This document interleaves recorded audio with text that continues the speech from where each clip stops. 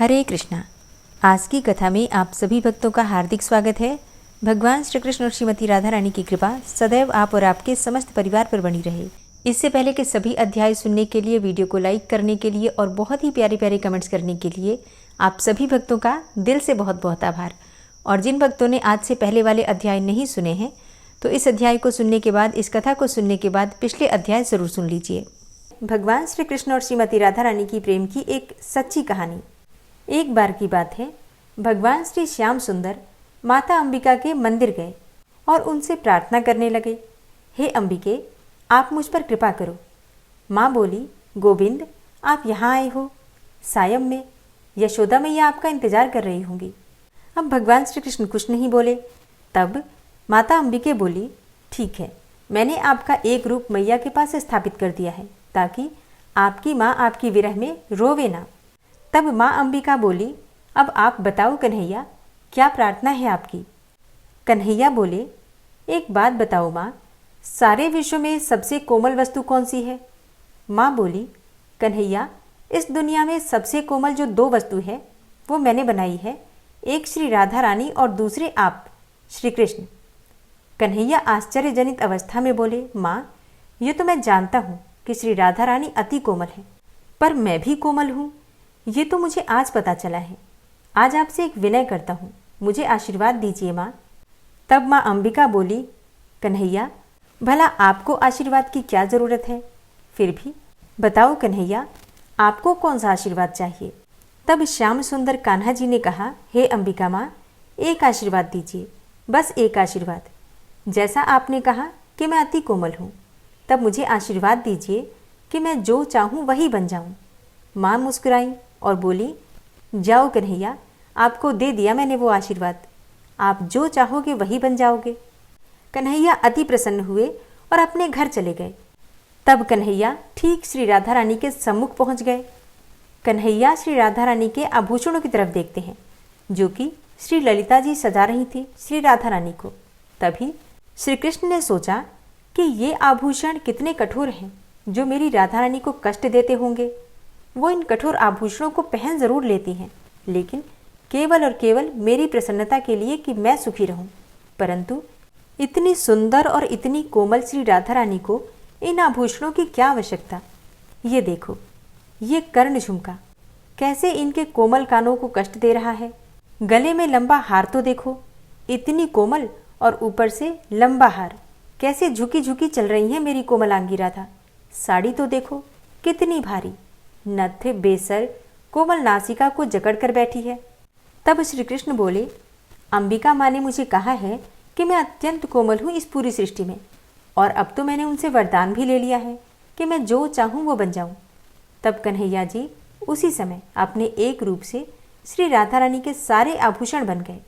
उनकी साड़ी, लहंगा, कांचुकी, सिंदूर, महावर, नथ, बेसर, करधनी, अंगूठी, सब कन्हैया स्वयं ही बन गए, क्योंकि वो अति कोमल है। कन्हैया सब आभूषण स्वयं बन गए और दूसरे रूप में ललिता जी से बोले, आप राधा रानी को ये आभूषण पहनाओ जो अत्यंत कोमल है। तब राधा रानी अट्टहास करती हुई बोली, ललिता जी, नंदगांव के आभूषण कोमल भी होते हैं। ललिता जी ने सारे आभूषण ले लिए और राधा रानी को पहनाने लगी। तब एक एक आभूषण से श्री राधा नाम की ध्वनि होने लगी। तब राधा रानी ने कहा, ये आभूषण मेरा नाम क्यों गा रहे हैं। कन्हैया जानते थे कि ये सब आभूषण वो स्वयं ही बने हैं। तभी आभूषणों, वस्त्र आदि से राधा राधा की धुनी हो रही है। एक एक आभूषण और वस्त्र आदि जो अत्यंत कोमल थे, श्री राधा रानी को अत्यंत सुख पहुंचा रहे थे। राधा रानी बोली, ललिता जी, पहली बार आभूषण, वस्त्र आदि मुझे श्याम सुख आलिंगन का आनंद पहुंचा रहे हैं। कन्हैया अति प्रसन्न हुए कि मेरी कोमलांगी को मैं स्वयं अपनी कोमल देह से वस्त्र आभूषण बनकर उन्हें सुखी कर रहा हूँ। अब ऐसा क्यों हुआ, क्यों कृष्ण राधा रानी के आभूषण वस्त्र कोमल बने? क्योंकि एक दिन श्री चित्रा सखी राधा रानी की वेड़ी में फूल का गजरा बांध रही थी और गुणमंजरी फूलों का गजरा बना बना के श्री चित्रा को दे रही थी और चित्रा राधा रानी की वेड़ी में बांध रही थी, और ये दृश्य श्री कृष्ण झाड़ियों में छिपकर देख रहे थे। तभी राधा रानी की वेड़ी में जैसे ही चित्रा जी पुष्प बांधती, तभी राधा रानी अपने केशों को फैलाकर सारे फूलों के गजरे को धरती पर फैला देती। तब चित्रा जी कहती कि ये क्या कर रही हो राधा रानी, आप सारे पुष्पों की माला गजरा जो हम आपको पहना रही हैं, आप सारे केश फैलाकर क्यों गिरा रही हो। राधा रानी की आंखों में आंसू आ गए और ये सब भगवान श्री कृष्ण देख रहे थे। राधा रानी चित्रा का हाथ पकड़कर बोली, सखी, मैं तुम पर वारी वारी जाती हूँ, परंतु जब तुम मेरे केश में ये फूलों की माला डालकर उन्हें बांधती हो तब मुझे अत्यंत वेदना होती है, क्योंकि ये काले केश मुझे श्याम सुंदर के वर्ण की याद दिला देते हैं। और जब तुम मेरे श्याम सुंदर रूपी केश को फूलों से बांधने का प्रयास करती हो तब मैं दुखी हो जाती हूँ कि तुम कैसे मेरे श्याम सुंदर रूपी केश को बांध सकती हो। मैं अपने श्याम को बंधता नहीं देख सकती। बस तभी ही अपने सारे केश श्रृंगार को पल भर में खराब करके सब केश को खोल देती हूँ कि मेरे कन्हैया को कोई न बांधे, चाहे मैं ही क्यों न हूँ। और जब भगवान श्री कृष्ण ने ये बातें सुनी राधा रानी की, तो उन्होंने अंबिका जी से प्रार्थना की और स्वयं ही राधा रानी के वस्त्र आभूषण सब बन गए, ताकि राधा रानी को कोई कष्ट न हो। तो प्रेम से जयकारा लगाइए श्री राधे कृष्ण की जय। अब ये कहानी आपको कैसी लगी कमेंट बॉक्स में ज़रूर बताइएगा। और अब आप सुनेंगे मार्गशीर्ष मास की कथा, जिसमें आजकल आप सुन रहे हैं भगवान नील माधव जगन्नाथ जी की कथा। पुरुषोत्तम क्षेत्र की महिमा का वर्णन करते हुए श्री लक्ष्मी जी कहती हैं, इस क्षेत्र का आकार शंख के समान है। उसके मस्तक पर पश्चिम की सीमा में सब कामनाओं को पूर्ण करने वाले भगवान शंकर विराजते हैं। शंख के आगे अर्थात पूर्व सीमा पर भगवान नीलकंठ हैं और इन दोनों के मध्य का प्रदेश 1 कोस तक का है। भगवान नारायण का यह परम पावन क्षेत्र अत्यंत दुर्लभ है। यहाँ मृत्यु हो जाने मात्र से ही प्राणियों की मुक्ति हो जाती है तथा यहाँ का समुद्र स्नान करने मात्र से ही मोक्ष प्रदान करने वाला है। शंखाकार तीर्थ के दूसरे आवर्त में कपाल मोचन नामक लिंग स्थित है। जो मनुष्य कपाल मोचन का दर्शन, पूजन और उन्हें प्रणाम करता है, वह ब्रह्म हत्या आदि पापों का त्याग कर देता है। हे धर्मराज, शंख के तृतीय आवर्त के स्थान में मेरी आद्या शक्ति विमला देवी को स्थित जानो। वे भोग और मोक्ष प्रदान करने वाली हैं। जो भक्ति पूर्वक इनका दर्शन, पूजन और इन्हें प्रणाम करता है, वह संपूर्ण कामनाओं को प्राप्त कर लेता है और अंत में मोक्ष को भी पाता है। शंख के नाभि स्थान में कुंड, वट और भगवान पुरुषोत्तम इन तीनों की स्थिति है। कपाल मोचन से लेकर अर्धांशिनी तक शंख का मध्य भाग जानना चाहिए और जो अर्धांशिनी का दर्शन करके उन्हें प्रणाम करता है, वह अक्षय भोगों का उपभोग करता है। तीनों लोकों में जो स्वर्ग और मोक्ष प्रदान करने वाले तीर्थ हैं, उन सब में यह पुरुषोत्तम क्षेत्र तीर्थराज कहा गया है। मुक्तिदायक जितने भी क्षेत्र हैं, उन सब में यह सायुज्य प्रदान करने वाला माना गया है। यहाँ निवास करने वाले प्राणी जन्म, मृत्यु और जरा का शोक नहीं करते। रोहिणी नामक कुंड भगवान के करुणा रूप जल से भरा हुआ है और वह स्पर्श करने मात्र से ही भवबंधन से मुक्ति देता है। प्रलय काल में जो जल बढ़ता है, वह पीछे इसी कुंड में विलीन हो जाता है। हे धर्मराज, यहाँ के निवासी मोक्ष के अधिकारी हैं। उन पर तुम्हारा शासन नहीं चल सकता। यह क्षेत्र पृथ्वी पर रहने वाले सब प्राणियों को मोक्ष प्रदान करता है। कामाक्ष और क्षेत्रपाल के मध्य में विमला की स्थिति है। भगवान पुरुषोत्तम के दक्षिण भाग में साक्षात ब्रह्म स्वरूप नृसिंह जी विराजमान है। ये प्रभा से उज्जवल हैं और हिरण्यकशिपु का वक्षस्थल विदीर्ण करके यहाँ स्थित हुए हैं। इनके दर्शन से सब पापों का नाश हो जाता है और इनके आगे प्राणों का त्याग करने वाला मनुष्य ब्रह्म सायुज्य को प्राप्त होता है। अविमुक्त क्षेत्र अर्थात काशी में मरने वाले प्राणी के कानों में भगवान महेश्वर बोध के उपाय भूत ब्रह्म ज्ञान का उपदेश देते हैं और बुद्धि से उसका अभ्यास करके जीव क्रमशः मोक्ष को प्राप्त होता है। उपदेशक भगवान शिव की महिमा से वह ज्ञान कभी विस्मृत नहीं होता, क्रमशः अभ्यास में आकर मोक्ष की प्राप्ति करा देता है। परंतु जो लोग इस पुरुषोत्तम क्षेत्र में प्राण त्याग करते हैं, उनकी तो तत्काल ही मुक्ति हो जाती है। यहाँ समुद्र स्नान करने से, भगवान पुरुषोत्तम अपने दर्शन से, कल्प वृक्ष अपनी छाया में जाने से तथा यह संपूर्ण क्षेत्र अपने भीतर कहीं भी मृत्यु होने से मोक्ष प्रदान करता है। जो मनुष्य भक्तिपूर्वक जिसमें भी विश्वास करता है, वह उसी से यहाँ मुक्त हो जाता है। ऐसा तीर्थ दूसरा नहीं है। इस क्षेत्र में अंतर्वेदी की रक्षा के लिए 8 शक्तियां बताई गई हैं। वट वृक्ष की जड़ में मंगला, पश्चिम में विमला, शंख के पृष्ठभाग में सर्वमंगला, उत्तर दिशा में अर्धांशिनी तथा लंबा, दक्षिण में कालरात्रि, पूर्व में मरीचिका तथा कालरात्रि के पीछे चंड रूपा शक्ति स्थित है। इस प्रकार इन उग्र रूप वाली 8 शक्तियों से यह क्षेत्र सब ओर से सुरक्षित है। इन 8 शक्तियों के दर्शन तथा कीर्तन से सब पापों का नाश हो जाता है। रुद्राणी के 8 भेद देखकर भगवान शंकर भी अपने को 8 स्वरूपों में व्यक्त करके परमेश्वर श्रीहरि की उपासना करते हैं। कपाल मोचन, क्षेत्रपाल, यमेश्वर, मार्कंडेश्वर, ईशान, बिल्वेश्वर, नीलकंठ और वटवृक्ष की जड़ में वटेश्वर। ये 8 भगवान शिव के लिंग हैं, जिनका दर्शन, स्पर्श और पूजन करके मनुष्य मुक्त हो जाता है। इस क्षेत्र में जिनकी भी मृत्यु होती है उनके स्वामी यमराज नहीं है, तथापि भक्त को आत्मसमर्पण करने वाले शरणागत दुखभंजन भगवान जगन्नाथ को यमराज ने अपनी भक्ति से संतुष्ट कर लिया है।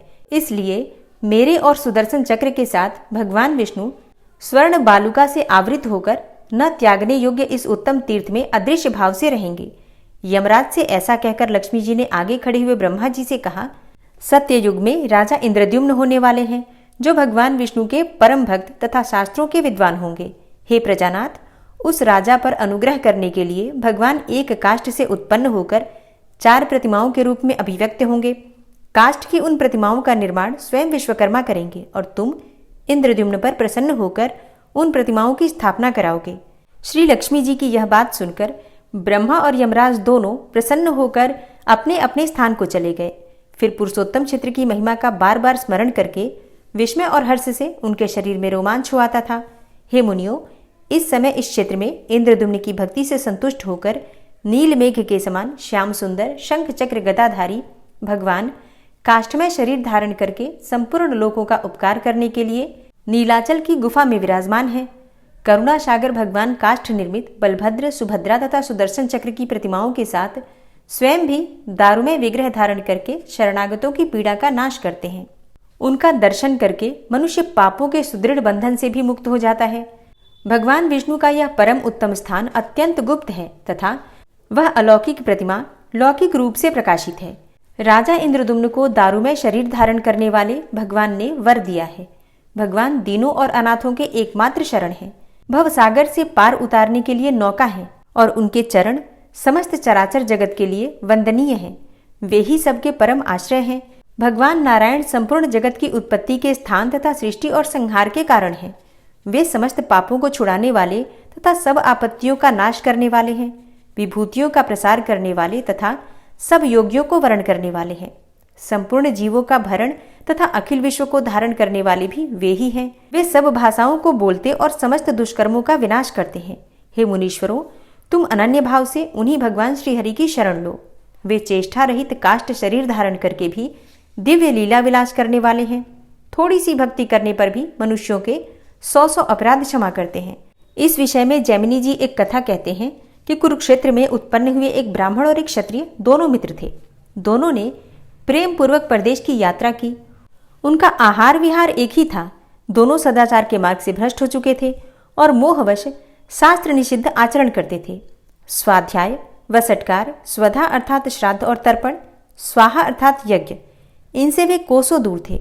महापातकों से कलंकित होकर वे मदिरा पीते थे और वैश्या के सहवास में रहकर आनंद का अनुभव करते थे। परलोक की चिंता तो उन्हें कभी स्वप्न में भी नहीं आती थी। इसी प्रकार मनमाना बर्ताव करते हुए उनकी आधी आयु बीत चुकी थी। एक दिन घूमते घामते वे दोनों यज्ञशाला में जा पहुंचे और दूर से ही स्तोत्र तथा शास्त्र चर्चा सुनने लगे। वहां होने वाली वैदिक क्रियाओं को देखकर उस समय उन अधार्मिकों के मन में भी धर्म के प्रति श्रद्धा हो गई। उनका नाम पुंडरीक और अम्बरीश था। वे अपनी उच्च जाति का स्मरण करके अपने दुराचारों की निंदा करते हुए एक दूसरे से कहने लगे, हम दोनों पाप के भयंकर समुद्र को कैसे पार करेंगे? हमने जो जो पाप संचित किए हैं उनको शास्त्र भी नहीं जानता। उन घोर पापों का प्रायश्चित अत्यंत दुर्लभ है। तथापि इस यज्ञ सभा में जो ये ब्रह्मनिष्ठ पधारे हुए हैं, उन्हें प्रणाम से प्रसन्न करके हम अपने उद्धार का उपाय पूछते हैं। ऐसा निश्चय करके उन दोनों ने ब्राह्मणों को प्रणाम किया और अपने अपने पापों को ठीक ठीक बताकर उनसे प्रायश्चित पूछा। उन दोनों की बातें सुनकर उन श्रेष्ठ ब्राह्मणों ने आंखें बंद कर लीं। किसी ने कुछ भी नहीं कहा। उनके बीच एक श्रेष्ठ वैष्णव थे जो उस यज्ञ सभा में प्रधान थे। भगवान की भक्ति के महात्म्य से उन्होंने समस्त पापों का नाश कर दिया था। वक्ताओं में श्रेष्ठ उन वैष्णव ब्राह्मण ने हंसकर वहां बैठे हुए उन दोनों से कहा, हे ब्राह्मण और हे क्षत्रिय कुमार, यदि तुम दोनों अत्यंत भयंकर पाप राशि से छुटकारा पाना चाहते हो तो शीघ्र पुरुषोत्तम क्षेत्र में चले जाओ। वह सब क्षेत्रों से उत्तम है। जहाँ राजर्षि इंद्रद्युम्न की भक्ति से उन पर अनुग्रह करने वाले भगवान पुरुषोत्तम काष्ठमय शरीर धारण करके रहते हैं। शंख चक्र और गदा धारण करने वाले उन भगवान जगन्नाथ की आराधना करके तुम इच्छानुसार पाप क्षय और मोक्ष भी पा सकोगे। यह ध्रुव सत्य है। उनका दर्शन करने से सब पाप एक साथ ही नष्ट हो जाते हैं। इसलिए परम पवित्र उत्कल देश में दक्षिण समुद्र के तट पर नीलाचल के शिखर पर निवास करने वाले सर्वव्यापी भगवान जगदीश्वर की शरण में जाओ। वे करुणा निधान भगवान तुम दोनों का मनोरथ अवश्य सिद्ध करेंगे।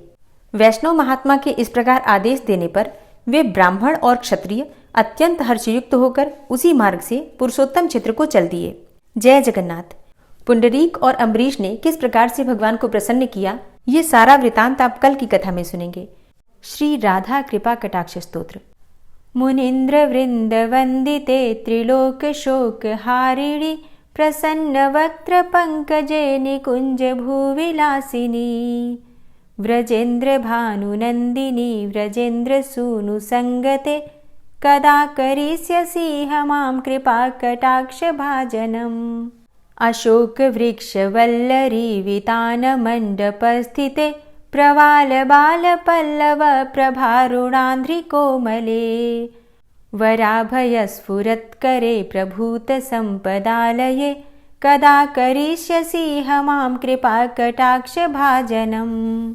अनंगरंग मंगलम प्रसंग भंगुरं भ्रुवां सविभ्रमं ससंभ्रमं दृगन्त बाणपातने निरन्तरं वशीकृत प्रतीत नन्दनन्दने कदा करिष्यसि मां कृपा कटाक्ष भाजनम्।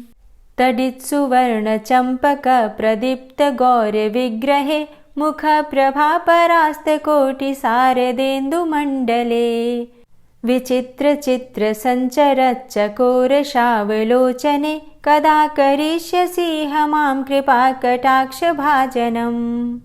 मदोन्मदादि यौवने प्रमोदमान मंडिते प्रियानुराग रंजिते कला विलास पंडिते अनन्य धन्य कुंज राज्य काम केलि कोविदे कदा करिष्यसि मां कृपा कटाक्ष भाजनम्।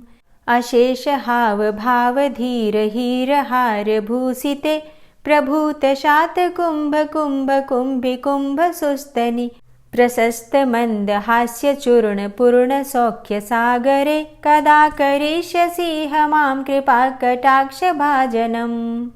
मृणाल वाल वल्लरी तरंग रंग दौर्लते लताग्रलास्य लोल नील लोचनावलोकने ललल्लुलन्मिलन्मनोज्ञ मुग्ध मोहिनाश्रिते कदा करिष्यसि मां कृपा कटाक्ष भाजनम्। सुवर्ण मल्लिकांचित त्रिरेख कंबुकंठगे त्रिसूत्र मंगली गुण त्रिरत्न दीप्ति दीधिते सलोल नील कुंतल प्रसून गुच्छ गुंफिते कदा करिष्यसि मां कृपा कटाक्ष भाजनम्। नितंब बिंब लंबमान पुष्प मेखला गुणे प्रशस्त रत्न किंकिणी कलाप मध्य मंजुले करींद्र शुंड दंडिकावरोह शोभ गोरुके कदा करिष्यसि मां कृपा कटाक्ष भाजनम्। अनेक मंत्रनाद मंजुनूपुरारवस्खलत समाज राजहंस वंश निक्वडाति गौरवे विलोल हेम वल्लरी विडम्बि चारु चंक्रमे कदा करिष्यसि मां कृपा कटाक्ष भाजनम्। अनंत कोटि विष्णुलोक नम्र पद्मजार्चिते हिमाद्रिजा पुलोमजा विरिंचिजा वरप्रदे अपार सिद्धि रिद्धि दिग्ध सत्पदांगुली नखे कदा करिष्यसि मां कृपा कटाक्ष भाजनम्। मखेश्वरी क्रियेश्वरी स्वधेश्वरी सुरेश्वरी त्रिवेद भारतीश्वरी प्रमाण शासनेश्वरी रमेश्वरी क्षमेश्वरी प्रमोद काननेश्वरी व्रजेश्वरी व्रजाधिपे श्रीराधिके नमोस्तुते। इतीममद्भुतं स्तवं निशम्य भानुनन्दिनी करोतु सन्ततं जनं कृपाकटाक्षभाजनम् भवेत्तदैव सञ्चित त्रिरूपकर्मनाशनं लभेत्तदा ब्रजेन्द्रसूनुमण्डलप्रवेशनम्। जय जय श्री राधे, जय जय श्री राधे। गजेंद्र मोक्ष पाठ। शुक जी ने कहा कि बुद्धि के अनुसार पिछले अध्याय में वर्णन किए गए रीति से अपने मन को नियंत्रित करके और हृदय को स्थिर करके गजेंद्र अपने पिछले जन्म में याद किए गए सर्वोच्च कार्य और बार बार जप किए जाने वाले स्तोत्र का जप करने लगा।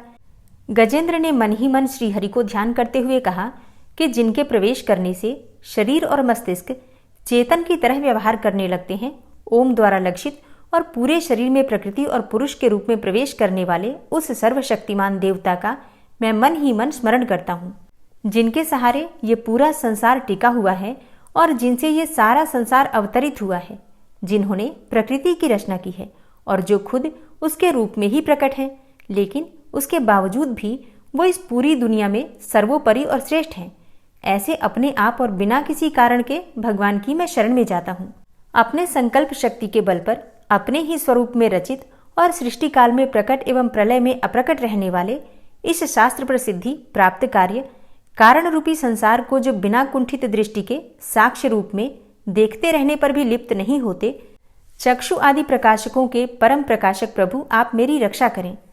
बीतते गए समय के साथ तीनों लोकों और ब्रह्मादि लोकपालों के पंचभूत में प्रवेश कर जाने पर और पंचभूतों से लेकर महत्वपूर्ण सभी कारणों के उनकी परम करुणा स्वरूप प्रकृति में मग्न हो जाने पर उस समय दुर्गेर और घोर अंधकार रूपेण प्रकृति ही बच रही थी। उस अंधकार से परे अपने परम धाम में जो सर्वव्यापी भगवान सभी दिशाओं में प्रकाशित होते रहते हैं, वो भगवान मेरी रक्षा करें। विभिन्न नाट्य रूपों में अभिनय करने वाले और उस अभिनेता के वास्तविक स्वरूप को जिस प्रकार से साधारण लोग भी नहीं जान पाते, उसी तरह से सत्व प्रधान देवता और महर्षि भी जिनके स्वरूप को नहीं जान पाते, ऐसे में कोई साधारण प्राणी उनका वर्णन कैसे कर सकता है। ऐसे दुर्गम चरित्र वाले भगवान मेरी रक्षा करें। अनेकों शक्ति से मुक्त, सभी प्राणियों को आत्मबुद्धि प्रदान करने वाले, सबके बिना कारण हित और अतिशय साधु स्वभाव ऋषि मुनिजन जिनके परम स्वरूप को देखने की इच्छा के साथ वन में रहकर अखंड ब्रह्मचर्य तमाम अलौकिक व्रतों को नियमों के अनुसार पालन करते हैं, ऐसे प्रभु ही मेरी गति है। वह जिनका हमारी तरह न तो जन्म होता है और न जिनके द्वारा अहंकार प्रेरित कर्म ही होते हैं, जिनके निर्गुण स्वरूप का न तो कोई नाम है और न रूप ही है, फिर भी समय के अनुसार जगत की सृष्टि एवं प्रलय के लिए स्वेच्छा से जन्म आदि को स्वीकार करते हैं, उन अनंत शक्ति संपन्न परम ब्रह्म परमेश्वर को नमस्कार है। उन प्राकृत आकार रहित एवं अनेकों आकार वाले अद्भुत कर्मा भगवान को बारंबार नमस्कार है। स्वयं प्रकाशित सभी साक्ष्य परमेश्वर को मेरा शत शत नमन है। वैसे देव जो मन वाणी और चित्तवृत्तियों से परे हैं, उन्हें मेरा बारंबार नमस्कार है। विवेक से परिपूर्ण, पुरुष के द्वारा सभी सत्व गुणों से परिपूर्ण, निवृत्ति धर्म के आचरण से मिलने योग्य और मोक्ष सुख की अनुभूति रूपी भगवान को मेरा नमस्कार है। सत्व गुण को स्वीकार करके शांत, रजोगुण को स्वीकार करके घोर एवं तमोगुण को स्वीकार करके मूढ़ से प्रतीत होने वाले भेद रहित, अतएव सदा समभाव से स्थित ज्ञानघन प्रभु को मेरा नमस्कार है। शरीर इंद्रिय आदि के समुदाय रूप संपूर्ण पिंडों के ज्ञाता, सबके स्वामी एवं साक्षी रूप प्रभु को मेरा नमस्कार है। सबके अंतर्यामी, प्रकृति के भी परम कारण किंतु स्वयं कारण रहित प्रभु को नमस्कार है। संपूर्ण इंद्रियों एवं उनके विषयों के ज्ञाता, समस्त प्रतीतियों के कारण रूप संपूर्ण जड़ प्रपंच एवं सबकी मूलभूता अविद्या के द्वारा सूचित होने वाले तथा संपूर्ण विषयों में अविद्या रूप से भासने वाले प्रभु को मेरा नमस्कार है। सबके कारण किंतु स्वयं कारण रहित तथा कारण होने पर भी परिणाम रहित होने के कारण अन्य कारणों से विलक्षण कारण आपको बारंबार नमस्कार है।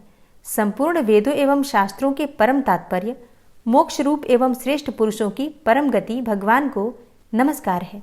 जो त्रिगुण रूप काष्ठों में छिपे हुए ज्ञान रूप अग्नि है, उक्त गुणों में हलचल होने पर जिनके मन में सृष्टि रचने की बाह्य वृत्ति जागृत हो उठती है तथा आत्मतत्व की भावना के द्वारा विधि निषेध रूप शास्त्र से ऊपर उठे हुए ज्ञानी महात्माओं में जो स्वयं प्रकाशित हो रहे हैं, उन प्रभु को मैं नमस्कार करता हूँ। मुझ जैसे शरणागत पशु तुल्य अर्थात अविद्याग्रस्त जीवों की अविद्या रूप फांसी को सदा के लिए पूर्ण रूप से काट देने वाले अत्यधिक दयालु एवं दया करने में भी कभी आलस्य न करने वाले नित्य मुक्त प्रभु को नमस्कार है। अपने अंश से संपूर्ण जीवों के मन में अंतर्यामी रूप से प्रकट होने वाले सर्वनियंता अनंत परमात्मा आपको नमस्कार है। शरीर, पुत्र, मित्र, घर, संपत्ति एवं कुटुंबियों में आसक्त लोगों के द्वारा कठिनता से प्राप्त होने वाले तथा मुक्त पुरुषों के द्वारा अपने हृदय में निरंतर चिंतित ज्ञान स्वरूप सर्वसमर्थ भगवान को नमस्कार है। जिन्हें धर्म, अभिलाषित भोग, धन तथा मोक्ष की कामना से भजने वाले लोग अपनी मनचाही गति पा लेते हैं, अपितु जो उन्हें अन्य प्रकार के अयाचित भोग एवं अविनाशी पार्षद शरीर भी देते हैं, वे अतिशय दयालु प्रभु मुझे इस विपत्ति से सदा के लिए उबार लें। जिनके अनन्य भक्त जो वस्तुतः एकमात्र उन भगवान के ही शरण हैं, धर्म, अर्थ आदि किसी भी पदार्थ को नहीं चाहते, अपितु उन्हीं के परम मंगलमय एवं अत्यंत विलक्षण चरित्रों का गान करते हुए आनंद के समुद्र में गोते लगाते रहते हैं, उन अविनाशी, सर्वव्यापक, सर्वश्रेष्ठ ब्रह्मादि के भी नियामक अभक्तों के लिए प्रकट होने पर भी भक्ति योग द्वारा प्राप्त करने योग्य, अत्यंत निकट होने पर भी माया के आवरण के कारण अत्यंत दूर प्रतीत होने वाले, इंद्रियों के द्वारा अगम्य तथा अत्यंत दुर्विज्ञेय, अंतरहित किंतु सबके आदि कारण एवं सब ओर से परिपूर्ण उन भगवान की मैं स्तुति करता हूँ। ब्रह्मा आदि समस्त देवता, चारों वेद तथा संपूर्ण चराचर जीव नाम और आवृत्ति भेद से जिनके अत्यंत क्षुद्र अंश के द्वारा रचे गए हैं, जिस प्रकार प्रज्वलित अग्नि से लपटे तथा सूर्य से किरणें बार बार निकलती हैं और पुनः अपने कारण में ही लीन हो जाती हैं, उसी प्रकार बुद्धि, मन, इंद्रिय और नाना योनियों के शरीर, यह गुणमय प्रपंच जिन स्वयं प्रकाश परमात्मा से प्रकट होता है और पुनः उन्हीं में लीन हो जाता है, वे भगवान न तो देवता हैं और न असुर, न मनुष्य हैं न तिर्यक अर्थात मनुष्य से नीची, पशु, पक्षी आदि किसी भी योनि के प्राणी हैं, न वे स्त्री हैं और न पुरुष हैं और ना ही नपुंसक हैं, न वे ऐसे कोई जीव हैं जिनका इन तीनों ही श्रेणियों में समावेश हो सके, न वे गुण हैं, न कर्म है, न कार्य है और न तो कारण ही है। सबका निषेध हो जाने पर जो कुछ बच रहता है वही उनका स्वरूप है और वे ही सब कुछ हैं। ऐसे भगवान मेरे उद्धार के लिए आविर्भूत हों। मैं इस ग्राह के चंगुल से छूटकर जीवित नहीं रहना चाहता, क्योंकि भीतर और बाहर सब ओर से अज्ञान से ढके हुए इस हाथी के शरीर से मुझे क्या लेना है। मैं तो आत्मा के प्रकाश को ढक देने वाले उस अज्ञान की निवृत्ति चाहता हूँ, जिसका कालक्रम से अपने आप नाश नहीं होता, अपितु भगवान की दया से अथवा ज्ञान के उदय से ही होता है। इस प्रकार मोक्ष का अभिलाषी मैं विश्व के रचयिता, स्वयं विश्व के रूप में प्रकट तथा विश्व से सर्वथा परे, विश्व को खिलौना बनाकर खेलने वाले, विश्व में आत्मरूप से व्याप्त, अजन्मा, सर्वव्यापक एवं प्राप्य वस्तुओं में सर्वश्रेष्ठ भी भगवान को केवल प्रणाम ही करता हूँ, उनकी शरण में हूँ। जिन्होंने भगवत भक्ति रूप योग के द्वारा कर्मों को जला डाला है, वे योगी लोग उसी योग के द्वारा शुद्ध किए हुए अपने हृदय में जिन्हें प्रकट हुआ देखते हैं, उन योगेश्वर भगवान को मैं नमस्कार करता हूँ। जिनकी त्रिगुणात्मक अर्थात सत्व, रज, तम रूप शक्तियों का राग रूप वेग असह्य है, जो संपूर्ण इंद्रियों के विषय रूप में प्रतीत हो रहे हैं, तथापि जिनकी इंद्रियां विषयों में ही रची पची रहती हैं, ऐसे लोगों को जिनका मार्ग भी मिलना असंभव है, उन शरणागत रक्षक एवं अपार शक्तिशाली आपको बार बार नमस्कार है। जिनकी अविद्या नामक शक्ति के कार्यरूप अहंकार से ढके हुए अपने स्वरूप को यह जीव जान नहीं पाता, उन अपार महिमा वाले भगवान की मैं शरण में आया हूँ। जिसने पूर्वोक्त प्रकार से भगवान के भेद रहित निराकार स्वरूप का वर्णन किया था, उस गजराज के समीप जब ब्रह्मा आदि कोई भी देवता नहीं आए, जो भिन्न भिन्न प्रकार के विशिष्ट विग्रहों को ही अपना स्वरूप मानते हैं, तब साक्षात श्रीहरि, जो सबके आत्मा होने के कारण सर्वदेव स्वरूप हैं, वहां प्रकट हो गए। गजराज को उस प्रकार से दुखी देखकर तथा उसके द्वारा पड़ी हुई स्तुति को सुनकर सुदर्शन चक्रधारी जगदाधार भगवान इच्छानुरूप वेग वाले गरुड़ जी की पीठ पर सवार होकर स्तवन करते हुए देवताओं के साथ तत्काल उस स्थान पर पहुंच गए जहां पर वह हाथी था। सरोवर के भीतर महाबली ग्रह के द्वारा पकड़े जाकर दुखी हुए उस हाथी ने आकाश में गरुड़ की पीठ पर सवार चक्र उठाए भगवान श्री हरि को देखकर अपनी सूंड को, जिसमें उसने पूजा के लिए कमल का एक फूल ले रखा था, ऊपर उठाया और बड़ी ही कठिनाई से सर्वपूज्य भगवान नारायण आपको नमस्कार है, यह वाक्य कहा। उसे पीड़ित देखकर अजन्मा श्रीहरि एकाएक गरुड़ को छोड़कर नीचे झील पर उतर आए। वे दया से प्रेरित होकर ग्राह सहित उस गजराज को तत्काल झील से बाहर निकाल लाए और देवताओं के देखते ही देखते चक्र से मुंह चीरकर उसके चंगुल से हाथी को उबार लिया। गजेंद्र मोक्ष स्तोत्र संपूर्ण हुआ। और अब बड़े ही प्रेम से भक्ति भाव से जयकारा लगाइए, भगवान श्री हरि विष्णु की जय। और अब आप सुनेंगे श्री तुलसी चालीसा। श्री तुलसी महारानी करु विनय सिरनाय, जो मम हो संकट विकट दीजे मात नशाय। नमो नमो तुलसी महारानी, महिमा अमित न जाए बखानी। दियो विष्णु तुमको सन्माना, जग में छायो सुयस महाना। विष्णु प्रिया जय जयति भवानी, तिहु लोक की हो सुख खानी। भगवत पूजा करे जो कोई, बिना तुम्हारे सफल न होई। जिन घर तव नहीं होय निवासा, उस घर कर ही विष्णु नहीं बासा। करे सदा जो तव नित सुमिरन, तेहि के काज होय सब पूरन। कार्तिक मास महात्म तुम्हारा, ताको जानत सब संसारा। तव पूजन जो करे कुंवारी, पावे सुंदर वर सुकुमारी। करे जो पूजा नित प्रति नारी, सुख संपत्ति से होय सुखारी। वृद्धा नारी करे जो पूजन, मिले भक्ति होवे पुलकित मन। श्रद्धा से पूजे जो कोई, भवनिधि से तर जावे सोई। कथा भागवत यज्ञ करावे, तुम बिन नहीं सफलता पावे। छायो तब प्रताप जग भारी, ध्यावत तुम्हीं सकल चित धारी। तुम्ही मात यंत्रन तंत्रन में, सकल काज सिद्धि होवे क्षण में। औषधि रूप आप हो माता, सब जग में तव यश विख्याता। देव ऋषि मुनि और तपधारी, करत सदा तव जय जयकारी। वेद पुराणन तव यश गाया, महिमा अगम पार नहीं पाया। नमो नमो जय जय सुख कारणी, नमो नमो जय दुख निवारणी। नमो नमो सुख संपत्ति देनी, नमो नमो अघ काटन चेनी। नमो नमो भक्तन दुख हरणी, नमो नमो दुष्टन मद छेनी। नमो नमो भव पार उतारणी, नमो नमो परलोक सुधारणी। नमो नमो निज भक्त उबारणी, नमो नमो जन काज सवारणी। नमो नमो जय कुमति नशावनी, नमो नमो सब सुख उपजावनी। जयति जयति जय तुलसी माई, ध्याऊं तुमको शीश नवाई। निज जन जानि मोहि अपनाओ, बिगड़े कारज आप बनाओ। करूं विनय मैं मात तुम्हारी, पूर्ण आशा करहु हमारी। शरण चरण कर जोरी मनाऊं, निश दिन तेरे ही गुण गाऊं। करहु मात अब मोह पर दाया, निर्मल होए सकल मम काया। मांगू मातु यही बर दीजे, सकल मनोरथ पूर्ण कीजे। जानू नहीं कछु नेम आचारा, क्षमहु मातु अपराध हमारा। 12 मास करे जो पूजा, तासम जग में और नहीं दूजा। प्रथम ही गंगा जल मंगवावे, फिर सुंदर स्नान करावे। चंदन अक्षत पुष्प चढ़ावे, धूप दीप नैवेद्य लगावे। करे आचमन गंगा जल से, ध्यान करे हृदय निर्मल से। पाठ करे फिर चालीसा की, स्तुति करे मात तुलसा की। यह विधि पूजा करे हमेशा, ताके तन नहीं रहे कलेशा। करे मास कार्तिक का साधन, सोवे नित पवित्र हुई जाहि।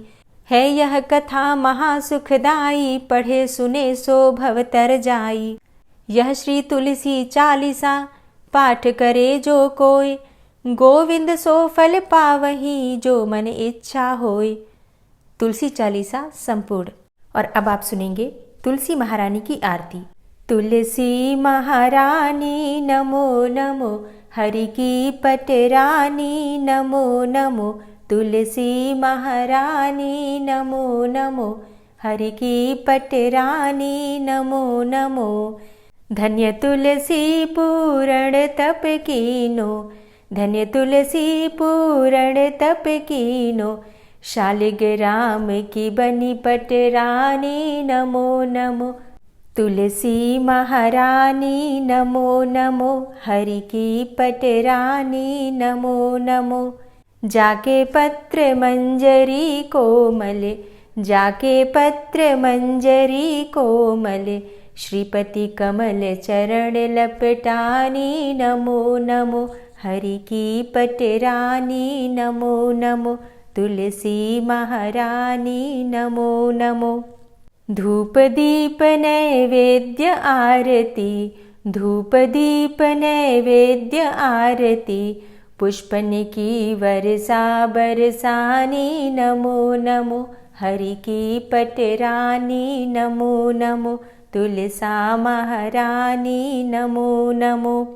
56 भोग 36 व्यंजन, 56 भोग 36 व्यंजन, बिन तुलसा हरि एक न मानी, नमो नमो तुलसी महारानी, नमो नमो हरि की पटरानी, नमो नमो।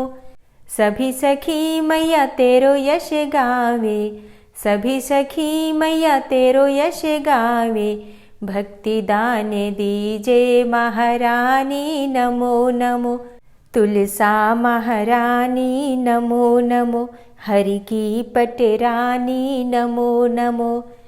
नमो नमो तुलसा महारानी, नमो नमो तुलसी महारानी, तुलसी महारानी, नमो नमो हरि की पटरानी, नमो नमो तुलसी महारानी, नमो नमो हरि की पटरानी, नमो नमो। प्रेम से बोलिए तुलसी मैया की जय। तो दोस्तों, उम्मीद करती हूँ आज की वीडियो आपको ज़रूर पसंद आई होगी। अगर वीडियो पसंद आई हो तो वीडियो को लाइक ज़रूर कीजिए, अगर संभव हो तो वीडियो को शेयर भी कीजिए। और चैनल पर पहली बार आए हैं, अगर अभी तक आपने चैनल को सब्सक्राइब नहीं किया है तो आज की वीडियो अगर आपको अच्छी लगे तो चैनल को सब्सक्राइब करके बेल आइकन को ज़रूर प्रेस कर लीजिए। इससे ये होगा कि इस चैनल पर जो भी नई वीडियो अपलोड होंगी उनकी नोटिफिकेशन आपको सही समय पर प्राप्त होगी। मिलती हूँ मैं आपसे अगली वीडियो में, तब तक के लिए जय श्री राधे।